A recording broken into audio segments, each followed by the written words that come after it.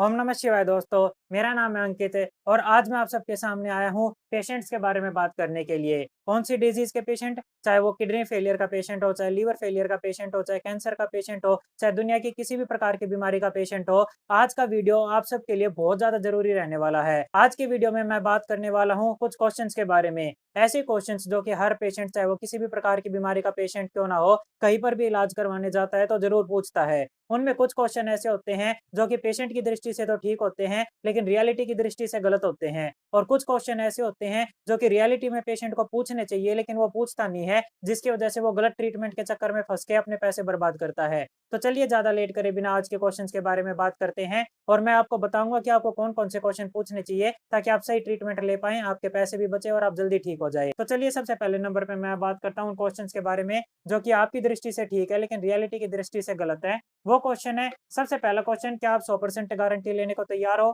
दूसरा question, time कितना लगेगा? तीसरा क्वेश्चन, क्या आप अपने पेशेंट का नंबर दीजिए जो ठीक हो चुके हैं। ये तीनों के तीनों क्वेश्चन, चाहे किसी भी बीमारी का कोई भी पेशेंट क्यों ना हो, तीनों के तीनों क्वेश्चन कोई भी एलोपैथी डॉक्टर से तो कभी नहीं पूछेगा। कभी भी किसी एलोपैथी डॉक्टर से ये नहीं पूछेंगे सर गारंटी क्या है कि मैं ठीक हो जाऊंगा। कभी भी किसी एलोपैथी डॉक्टर से ये नहीं पूछेंगे कि सर अपने पेशेंट का नंबर दीजिए जो आपने ठीक करके दिखा दिए हैं। कभी भी किसी एलोपैथी डॉक्टर से ये नहीं पूछेंगे सर एग्जैक्टली टाइम बताओ कि कितने टाइम में आप मेरी शुगर ठीक कर दोगे, बीपी ठीक कर दोगे, किडनी ठीक कर दोगे, कैंसर ठीक कर दोगे। लेकिन जब कहीं पर भी किसी भी आयुर्वेदिक डॉक्टर, नेचुरोपैथ या थेरेपिस्ट के पास या अल्टरनेटिव मेडिकल साइंस में इलाज करवाने जाएंगे, भिड़ते ही ये तीन क्वेश्चन पूछेंगे। और पेशेंट को भी पता होता है कि इन तीनों क्वेश्चन का कोई मतलब नहीं बनता है, ये तीन क्वेश्चन गलत है, लेकिन फिर भी अपने मन को सेटिस्फाई करने के लिए ये क्वेश्चन पूछते हैं। अब जो लोग ईमानदार होते हैं इन क्वेश्चन का ईमानदारी से जवाब दे देते हैं, जिनका जवाब मैं अभी आपको दूंगा कि क्या जवाब होना चाहिए। लेकिन जिन लोगों को पैसे बनाने होते हैं, जिन लोगों को केवल पैसे से मतलब होता है, वो पेशेंट को गुमराह करके अपनी बातों में कन्विंस करके उनके पैसे लूट लेते हैं। तो चलिए ज्यादा लेट करे बिना मैं आपको बताता हूँ कि कैसे ये क्वेश्चन गलत है और अगर इनका जवाब होगा तो क्या जवाब होगा।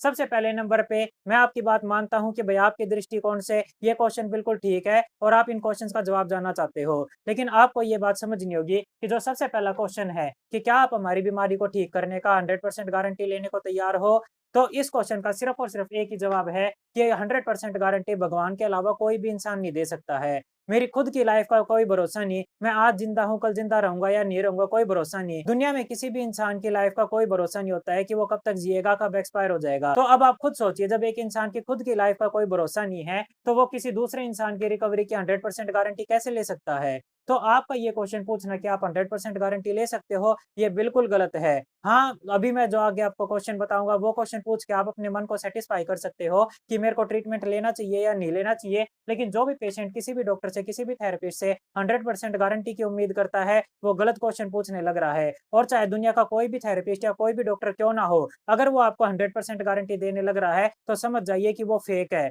वो आपके पैसे लूटने लग रहा है, वो आपको झूठ बोलने लग रहा है। 100% गारंटी केवल और केवल भगवान के अलावा कोई भी इंसान नहीं दे सकता है। चाहे किसी भी इंसान का ट्रीटमेंट मेथड कितना भी अच्छा क्यों ना हो, कितना भी वो बेस्ट रिजल्ट देने लग रहा हो, अगर वो 100 में से 100 पेशेंट को भी ठीक करने लग रहा है तो भी 101वें पेशेंट के ऊपर वो 100% गारंटी नहीं दे सकता, क्योंकि 100% अगर गारंटी कोई डॉक्टर या थेरेपिस्ट देने लग गया तो वो तो फिर भगवान ही बन जाएगा। तो सबसे पहला क्वेश्चन जो कि आप गलत पूछते हो वो होता है कि भाई मेरी बीमारी की 100% गारंटी दे सकते हो? नहीं, कोई भी इंसान नहीं दे सकता, केवल और केवल भगवान दे सकता है। भगवान की बात अगर दूसरे नंबर पे कोई इंसान 100% गारंटी दे सकता है तो वो होता है पेशेंट खुद। अगर पेशेंट ये डिसाइड कर ले कि मेरे को ठीक होके रहना है और पहले की तरह हेल्दी बन के रहना है और वो पूरे दिल से कोशिश करेगा अपने आप को स्वस्थ करने की, तो वो अपने आप के लिए 100% गारंटी दे सकता है। और जो इंसान मेहनत करता है, भगवान भी उसकी सहायता करता है उसको पहले की तरह हेल्दी बनाने में। तो कोई भी डॉक्टर, कोई भी थेरेपिस्ट किसी भी बीमारी की 100% गारंटी नहीं दे पाएगा, केवल भगवान और जो पेशेंट है वो खुद ही अपनी तरफ से गारंटी ले सकते हैं। तो चलिए अब बात करते हैं दूसरे क्वेश्चन के बारे में जो कि पेशेंट पूछते हैं। दूसरा क्वेश्चन पेशेंट ये पूछते हैं कि सर एग्जैक्टली मेरी बीमारी को ठीक होने में कितना टाइम लगेगा? आप खुद ही सोचिए, कोई भी डॉक्टर या थेरेपिस्ट एस्ट्रोलॉजर तो है नहीं, ना उसके पास भविष्य देखने की ताकत है कि वो आपको एग्जैक्टली बता देगा कि भैया आपको कितना टाइम लगने वाला है। इसकी जगह पे आप ये क्वेश्चन पूछ सकते हो कि सर मेरे को ठीक होने में अप्रोक्सीमेटली कितना टाइम लगेगा? अपने एक्सपीरियंस के बेस पे और जो उसने पहले उस प्रकार के डिजीज के पेशेंट ठीक कर रखे हैं उसके बेस पे डॉक्टर या थेरेपिस्ट आपको अप्रोक्सीमेटली टाइम बता सकता है कि इतने से इतने टाइम के बीच में आप ठीक हो जाओगे। लेकिन एग्जैक्टली आपको ठीक होने में कितना टाइम लगेगा ये चीज दुनिया का कोई भी बंदा आपको नहीं बता सकता है। और अप्रोक्सीमेटली में भी एक ड्यूरेशन बताई जाती है कि इतने से इतने टाइम के बीच में आप ठीक हो जाओगे, और वो ड्यूरेशन भी इस वजह से बताई जाती है कि मान लीजिए जो आपकी बॉडी है वो ट्रीटमेंट से धीरे-धीरे एडजस्ट करती है, धीरे-धीरे रिजल्ट शो करती है, तो आपको ज़्यादा टाइम भी लग सकता है। और अगर आपकी बॉडी ट्रीटमेंट से बहुत जल्दी एडजस्ट कर लेती है और बहुत अच्छे रिजल्ट शो करती है और आप बहुत अच्छे से सभी चीज़ों का पालन करते हो, तो बहुत जल्दी भी ठीक हो सकते हो। तो जो एग्ज़ैक्टली टाइम है वो तो कोई नहीं बता सकता। उसकी जगह पे अगर आप किसी एक्सपीरियंस्ड डॉक्टर या थेरेपिस्ट से अप्रोक्सीमेटली टाइम पूछोगे तो इसका आंसर आपको मिल सकता है। तीसरे नंबर पे जो सबसे गलत क्वेश्चन होता है,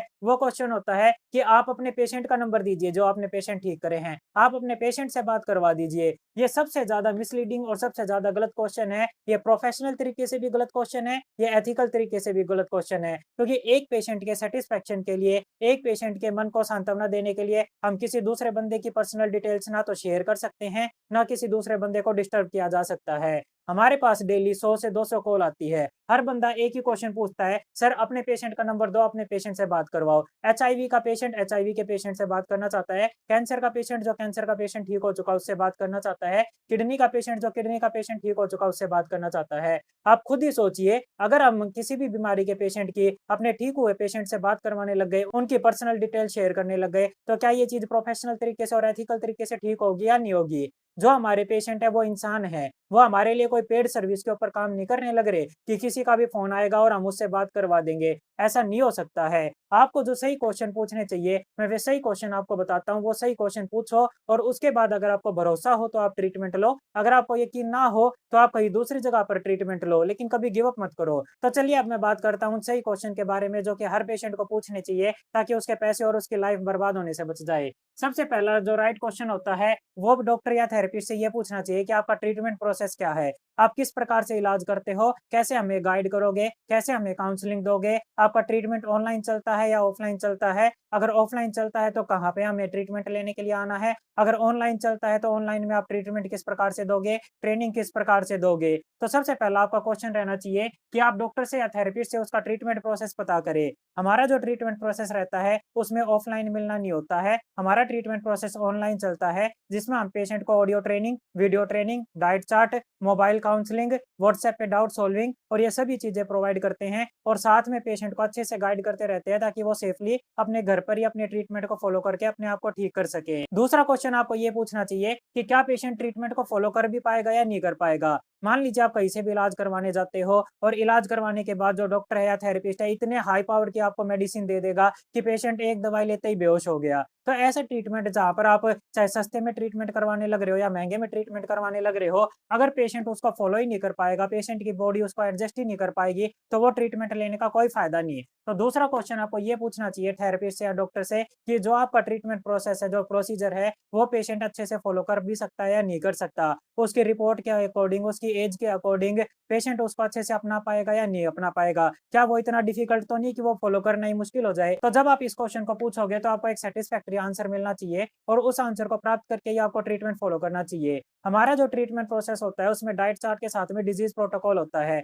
अगर किसी पेशेंट की कंडीशन ऐसी है कि वो डाइट चार्ट को फॉलो नहीं कर सकता, तो वो केवल डिजीज प्रोटोकॉल से भी अपनी बीमारी को ठीक कर सकता है और अगर डिजीज प्रोटोकॉल के साथ में डाइट चार्ट को फॉलो करता है तो तिगुनी तरीके से जल्दी ठीक हो जाता है। उसके बाद अगला क्वेश्चन ये पूछना चाहिए कि जो आपका ट्रीटमेंट प्रोसीजर है उसके पीछे की साइंस क्या है? आपका ट्रीटमेंट किस लॉजिक के ऊपर काम करता है? नेचुरोपैथी के ऊपर, आयुर्वेद के ऊपर या फिर मैं एलोपैथी के ऊपर या फिर होम्योपैथी के ऊपर? जब आपको सेटिस्फैक्टरी आंसर मिले कि मैं इस पैथी में इलाज करवाने लग रहा हूँ और इस प्रकार से ट्रीटमेंट चलेगा, तभी आपको ट्रीटमेंट फॉलो करना चाहिए। हमारा जो ट्रीटमेंट प्रोसेस होता है वो नेचुरोपैथी के बेस पे, आयुर्वेद की जड़ी बूटियों के बेस पे, मेटल थेरेपी के प्रीशियस मेटल्स के बेस पे चलता है, जो कि पेशेंट बहुत आसानी से फॉलो कर पाते हैं और जिसके बहुत अच्छे रिजल्ट रहते हैं। उसके बाद अगला और जो सबसे जरूरी क्वेश्चन होना चाहिए, वो क्वेश्चन होना चाहिए कि हमने अलग अलग जगह पे ट्रीटमेंट करवा के बहुत पैसा बर्बाद कर लिया है, हम हर जगह पे ट्रीटमेंट करवा चुके हैं, आप ये बताइए कि आपके ट्रीटमेंट में ऐसी क्या स्पेशलिटी है कि हम आपसे इलाज करवाएं। जैसे कि हमारे ट्रीटमेंट में नेचुरोपैथी की थेरेपीज,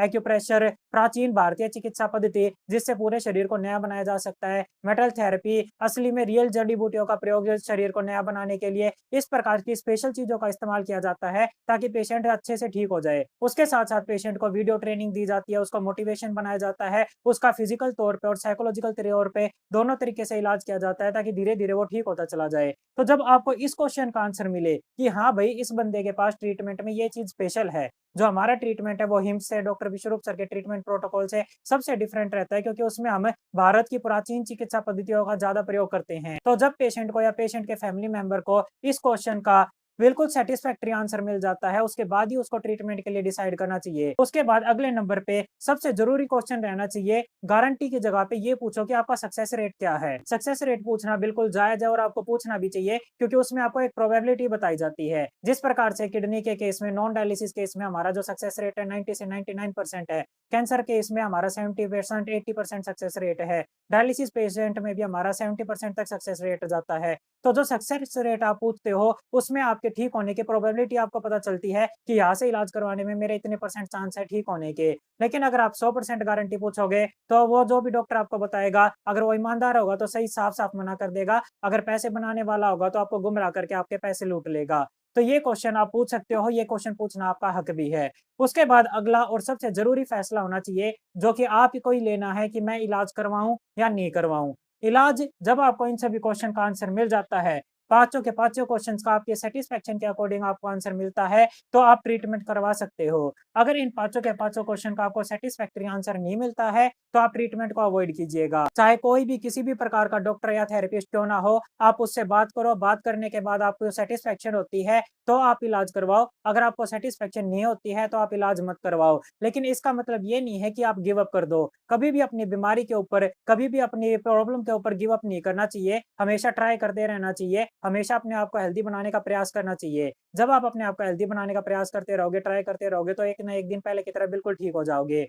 और मैं भगवान से यही प्रार्थना करूँगा कि आप पहले की तरह बिल्कुल ठीक हो जाएँ और पहले की तरह हेल्दी जीवन जीने लगे। आखिर में मैं आप सबसे एक रिक्वेस्ट करना चाहता हूँ कि इस वीडियो को ज़्यादा से ज़्यादा शेयर कीजिएगा, ताकि जो भी पेशेंट गलत लोगों के चंगुल में फँस जाते हैं, उनके अंदर समझदारी आए, वो सही क्वेश्चन पूछें और अच्छे से ट्रीटमेंट को फॉलो कर पाएँ। और इस चैनल को सब्सक्राइब कीजिएगा, ताकि आपको हेल्थ रिलेटेड वीडियोज़ की जानकारी मिलती रहे। Thank you very much, have a nice day. ओम नमः शिवाय।